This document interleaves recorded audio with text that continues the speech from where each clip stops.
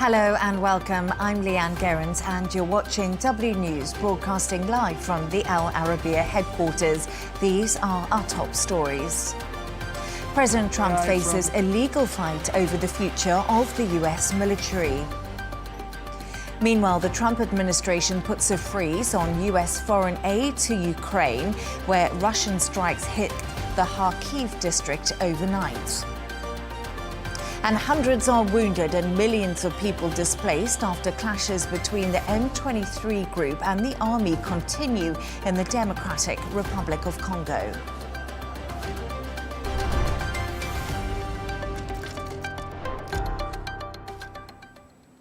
To our top story, and US President Donald Trump has signed a series of executive orders aimed at reshaping the military. They include gutting diversity, equity and inclusion programs and reinstating service members who were discharged for refusing to get the COVID vaccine. Advocacy groups are already planning to fight Trump in court over the new measures. Kate Fisher reports from Washington. It's the most powerful fighting force in the world, but the US military is about to be reshaped under Donald Trump. I'll be signing 4 new executive orders. First is that I'm directing our new Secretary of Defense, Pete Hegseth, who's going to be great, by the way. Thank you for the support. Thank you very much for the support. You really did support him greatly. I think he's going to be fantastic. I know him very well. I think he's going to be fantastic. He's what we need to immediately begin the construction of a state-of-the-art Iron Dome missile defense shield, which will be able to protect Americans. You know, we protect other countries, but we don't protect ourselves. The administration is likening this to Israel's Iron Dome missile defense system. That order was signed by Trump along with 3 others as he returned from speaking to members of Congress at their retreat in Florida. They include reviewing whether transgender people can serve, ending diversity programs, and reinstating members who were discharged for refusing to get the COVID-19 vaccine, something Trump promised on Inauguration Day and was welcomed by his supporters. Watching his oath of office speech, he talked about how he was going to reinstate a lot of military members that were pushed out of the military for not taking the COVID vaccine. I was so excited to hear that. Trump's defense secretary is only on day 2 of his new job. I want to thank the President of the United States, our Commander-in-Chief, Donald Trump. We could not have a better Commander-in-Chief than him. And he's promised to comply with his boss's new orders quickly. These latest executive orders, more evidence that Donald Trump is wasting no time in implementing his campaign promises and making wholesale changes to the way the US government operates. Kate Fisher, Al Arabiya News, Washington. Let's get the perspective of former fighter pilot turned military analyst Sean Bell. Sean, thank you so much for joining me this evening. Donald Trump is taking aim at diversity in the US military. How will these demographic changes in the forces possibly reshape the army? And how important is diversity? Yes, good evening to you. Diversity is really important, but the danger is sometimes momentum gets away with us and suddenly diversity becomes about targets, it's about percentages.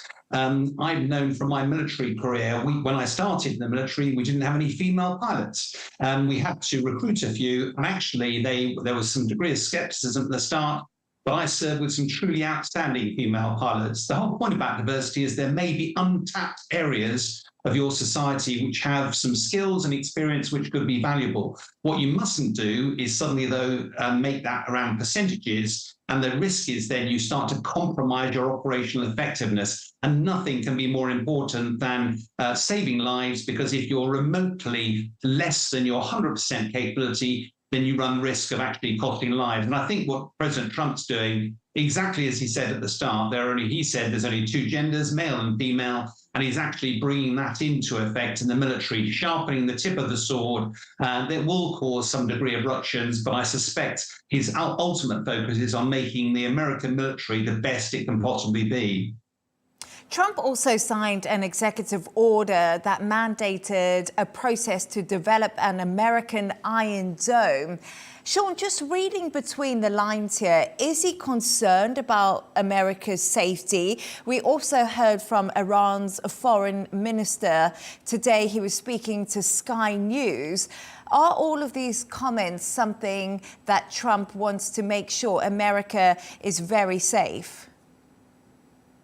It's fascinating seeing where President Trump is taking this, but it's not unique in the United Kingdom with the same concerns. For the last ever since the fall of the Soviet Union, the Cold War ended, and the last 3.5 decades, largely the West has been involved in wars of choice, expeditionary warfare going away, and we haven't felt threatened on our main bases. Now, all of a sudden, with Russia's illegal invasion of Ukraine, all of a sudden now, every nation is looking, have we actually got our defenses sorted out? We are potentially facing wars of national survival. And therefore, it's a very different look. For America, you'll probably remember it was 30 years ago that Ronald Reagan had the Strategic Defense Initiative looking at a sort of dome led from space, potentially to protect America. And I think all that President Trump's doing is saying, after decades of focusing on wars overseas, are we properly protected? And part of his narrative around Greenland, you remember he said he wanted to secure Greenland.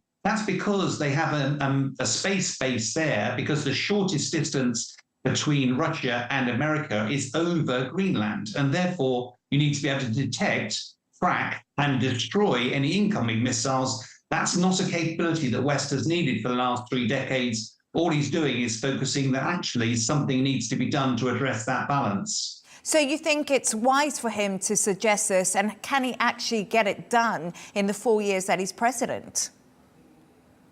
I don't think he can get it done in that 4 years, but I think he's reflecting a concern from many Western countries. I know in the United Kingdom, when I did my flying training, just down the road at our relief landing ground, we had Bloodhound missiles. It was a very clear reminder that the UK was in a Cold War, that we needed to protect our island shores. In the last 30 years, we haven't had that capability, neither has America.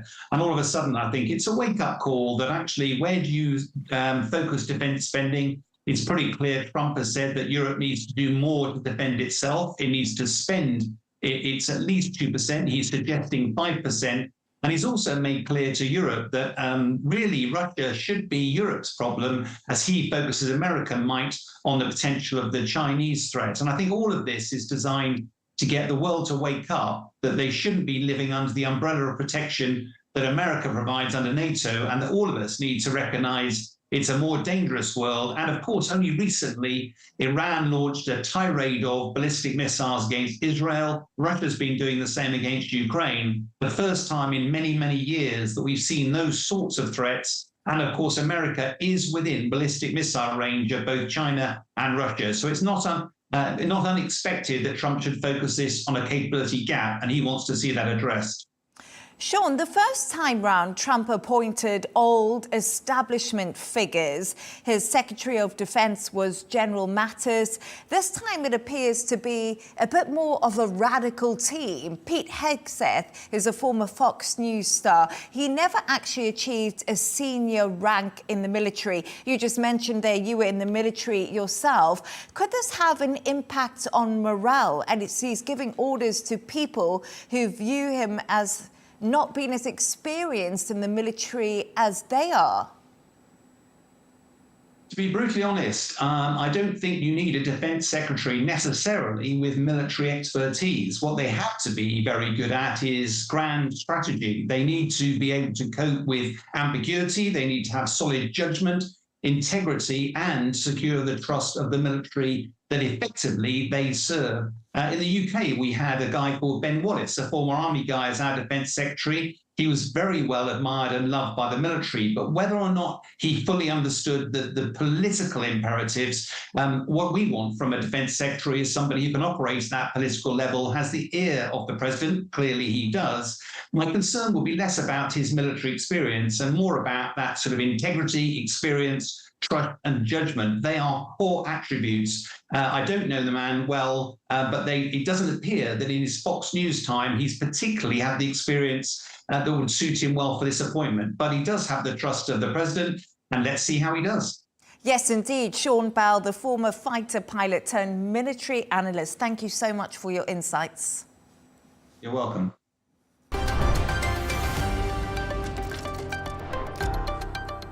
Now, US President Donald Trump has called the rise of Chinese company DeepSeek a wake-up call for the US tech industry as the popularity of another Chinese app presented new questions for the administration. Tech stocks in Asia tumbled for a second day after DeepSeek triggered a sell-off in AI-related stocks overnight. It's raising concerns about the potential demand for the most advanced chips and data centers. Here's exactly what President Trump had to say on the very matter. The release of DeepSeek AI from a Chinese company should be a wake-up call for our industries that we need to be laser-focused on competing to win, because we have the greatest scientists in the world. Even Chinese leadership told me that. They said... Laura Westbrook has more now from Hong Kong. DeepSeek's latest AI model has continued to make waves, and that's because of innovative techniques that have allowed the company to train AI models to perform on par with the most sophisticated Western models, while only using a fraction of the computer power and so a fraction of the cost. According to DeepSeek, their latest model was trained for around $6 million US.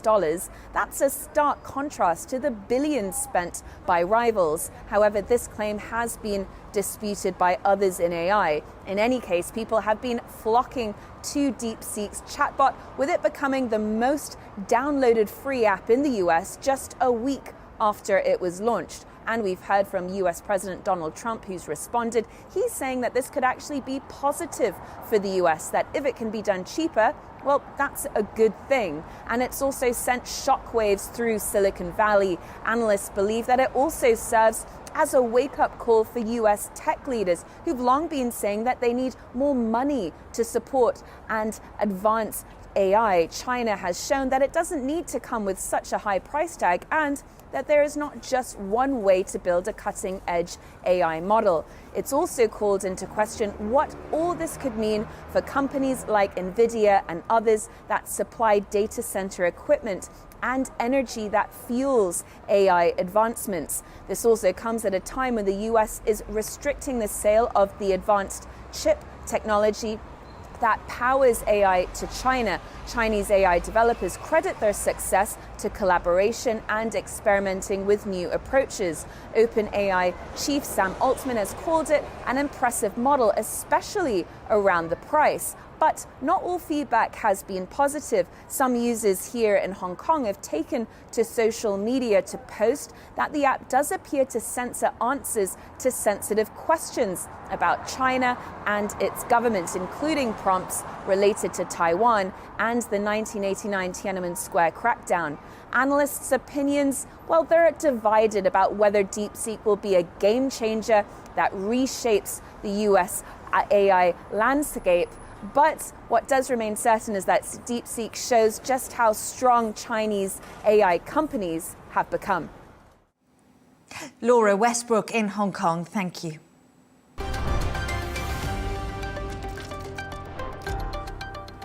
Let's take a look at some of the other stories making the headlines today. A senior Russian official is set to visit Syria for the first time since the fall of the Assad dynasty. It's believed Mikhail Bogdanov will make the trip. Russia was a long-time ally of the Assad family and has intervened in military support. Moscow also gave President Bashar al-Assad refuge after he was ousted. Germany's agricultural minister will seek financial aid for farmers affected by the impact of the foot-and-mouth disease. The country is seeking crisis cash for EU farmers and is also reportedly in talks with the finance ministry. Germany reported its first outbreak in nearly 40 years on the 10th of January. Now, lawyers for the EU say Britain's ban of fishing for sand eels breaches an agreement reached after Brexit. A court in The Hague will hear arguments before passing a verdict on whether the ban violates the Trade and Cooperation Agreement. And China and India have agreed to resume direct flights between one another after 5 years, with both countries pushing for mutual support. It comes after decades of territorial clashes. Indian pilgrims will be allowed to travel to Tibet as the two countries agree to cooperate on cross-border rivers.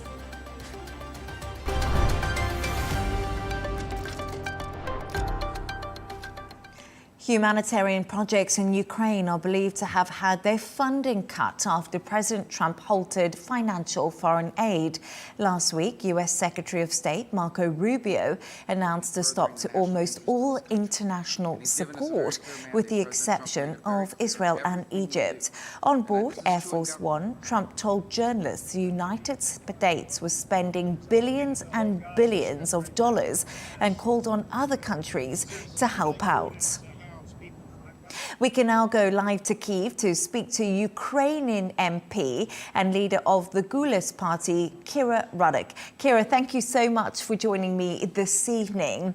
Ukrainian forces have said they shot down 65 drones after Russian airstrikes wounded 8 people and damaged buildings in the Kyiv district overnight. Do you still consider Ukraine to be under threat? Absolutely. Hello, and thank you so much for having me. This information about taking down 65 drones, it's just in one day. And we are under constant attack from Russia on our peaceful cities. I honestly cannot remember when was the last night when here in Kyiv, we were able to sleep without interruption, without the air raid siren going on, and then everyone having to hide in the bomb shelters or under the stairs because there were missiles and drones hitting us. And this is true for many cities of Ukraine, especially the ones who are closer to the front line. So the war is not only going on at the front, it is also going on every night when we are under the attack.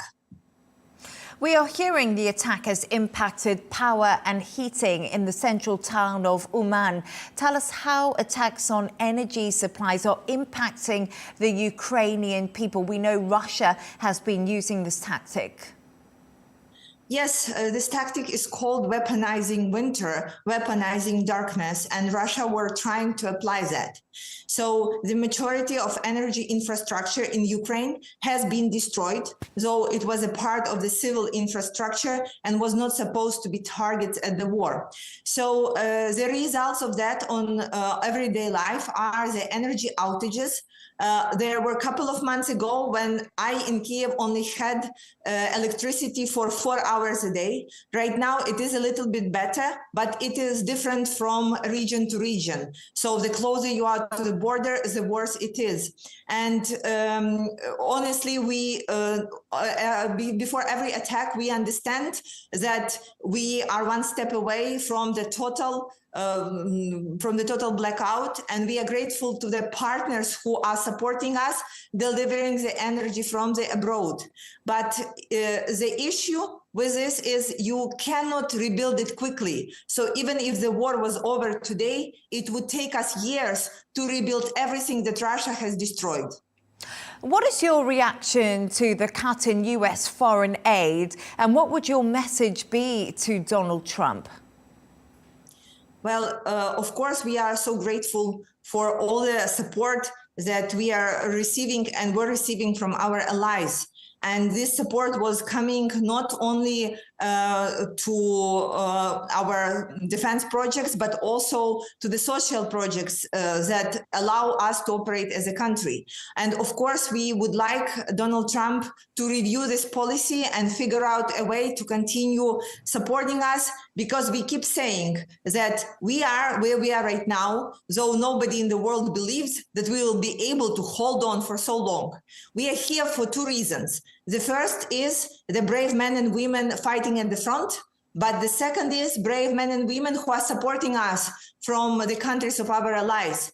So for us to continue fighting, we essentially need the support, and we need for it to keep flowing. It will allow us to preserve the resilience that we as a state have. Kira, many had hoped the return of Donald Trump to the White House would speed up a potential peace negotiations. Is Ukraine feeling abandoned at the moment? No, we never say that we feel abandoned. We know that, first of all, it is our fight. It is our neighbor who started the war of aggression, and we are ready to fight, and we continue doing that. But we hope that the strongest democracy in the world will take a part in proving that the democratic values are stronger. And we hope that there are solutions that Donald Trump can get to the situation.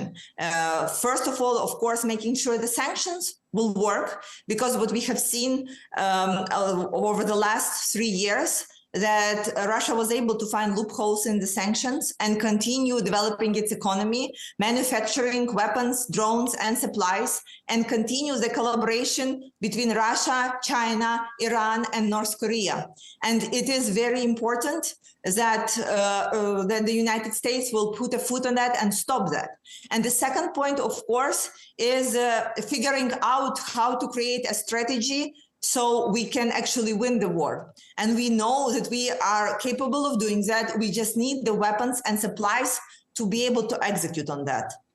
Kira Rudik, Ukrainian MP and leader of the Golos Party, thank you so much for joining me this evening. Thank you, and glory to Ukraine.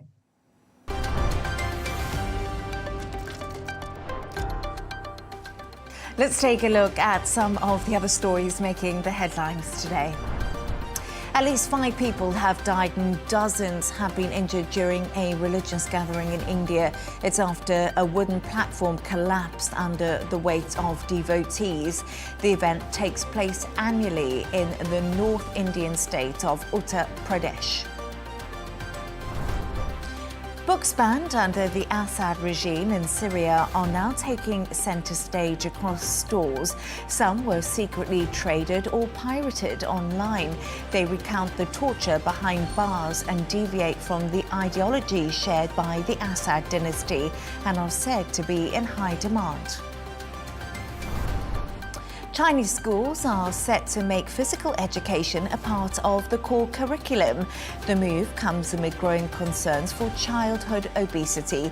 Doctors expect rates to rise over the next 12 years as the economy slows, leading to poor eating habits and less physical activity. And Just Stop Oil demonstrators have disrupted the performance of The Tempest in London. The show stars Hollywood actress Sigourney Weaver, who had to be escorted off stage. The protesters called for an end to rising global temperatures and also launched a confetti cannon.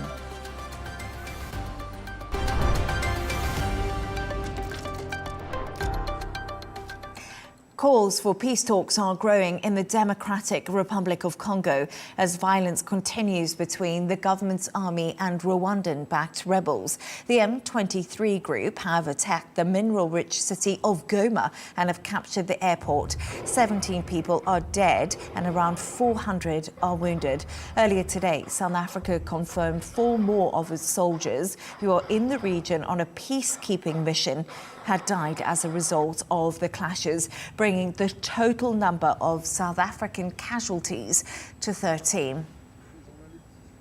We can now go live to Kinshasa in the Democratic Republic of Congo and speak to our correspondent, Chris Ocamringa. Chris, thank you so much for joining me this evening. First of all, gunshots and explosions were reported by residents overnight in Goma, a city with around 2 million people. What more can you tell us? And is the violence spreading now to where you are in Kinshasa?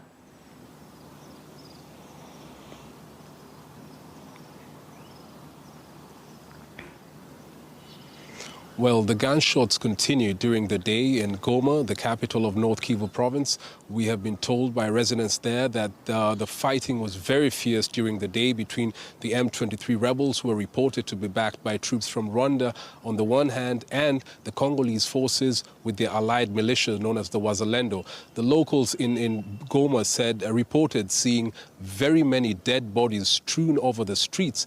People are living in fear. Many of them have been locked up in their homes. They do not have enough water, food. And so they're calling on the government and humanitarian organizations to try and help them. And so this protest in the eastern city of Goma, which is an economic hub. This is an area that has a lot of minerals. Many of those areas in North Kyiv province has a lot of minerals, which end up at the international airport in Goma and exported abroad, has sparked a lot of anger across the Democratic Republic of Congo. In the capital, Kinshasa, where I'm based, there was a protest, a very large protest. Hundreds of young people took to the streets. They attacked a number of foreign embassies. The French embassy was burnt, windows were smashed. They went to the United States Embassy, Uganda, Rwanda, and the Belgium embassy. And they're saying that these countries are supporting Rwanda by providing aid and military support, which then they use to fund the instability in the east of the Democratic Republic of Congo. But the Congolese government has banned these protests and said anyone who is continues engaging in them will be arrested. The M23 group previously took over Goma in 2012, but then pulled out after international pressure before returning in 2021. Tell us more about them and who are the M23 backed by?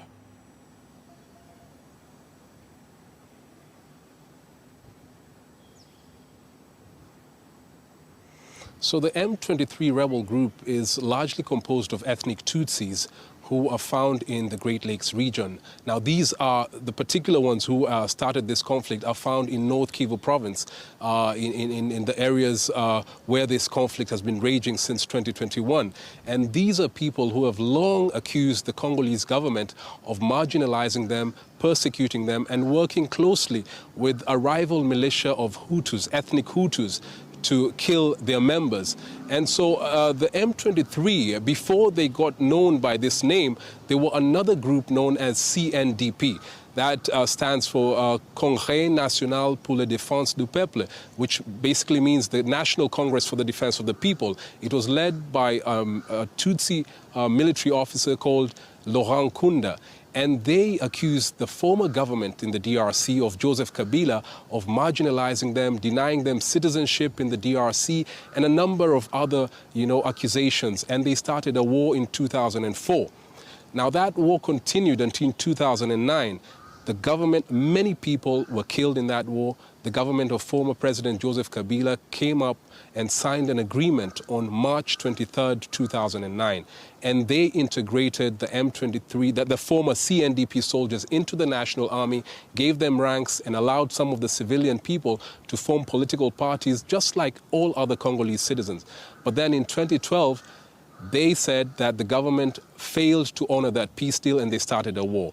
And in 2013, there was another peace deal held in the Kenyan capital, Nairobi, and the fighting ended. And in 2021, we have seen the resumption. The United Nations group of experts have been investigating this conflict throughout all these years. And they have been saying consistently that the Rwandan government has been supporting the M23 rebels. They've also mentioned that the Ugandan government has also been involved. And so these two countries are the ones that have been named by experts who have carried out investigations about supporting the rebellion in eastern DRC, an area that is very rich in minerals that are on high demand in the international market. Chris Ocamringa in Kinshasa, thank you so much for your insights this evening.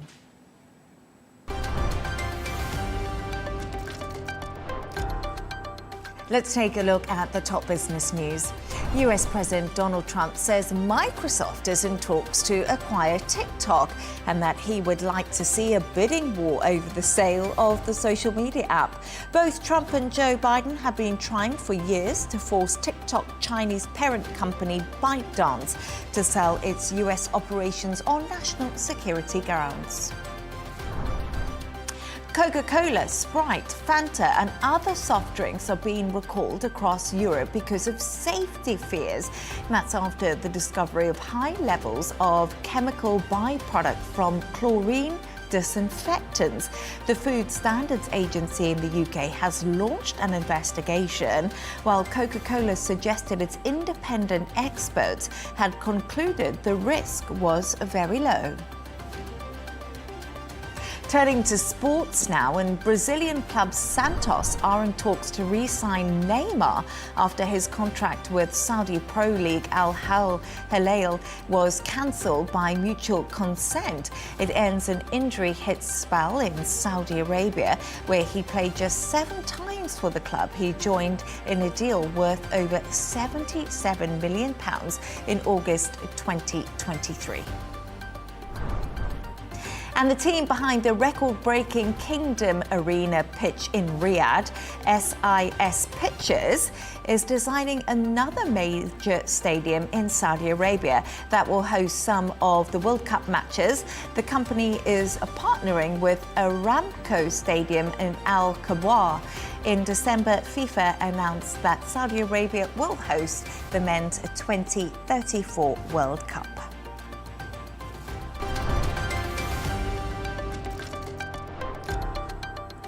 A reminder of our top stories. President Trump faces a legal fight over the future of the US military. Meanwhile, the Trump administration puts a freeze on US foreign aid to Ukraine, where Russian strikes hit the Kyiv district overnight. And hundreds are wounded and millions of people displaced after clashes between M23 group and the army do continue in the Democratic Republic of Congo. And that's all from us on W News. Thanks for joining us. The Dressing Room is coming up next. And don't miss Tom Burgess-Watson with GNT. Good night.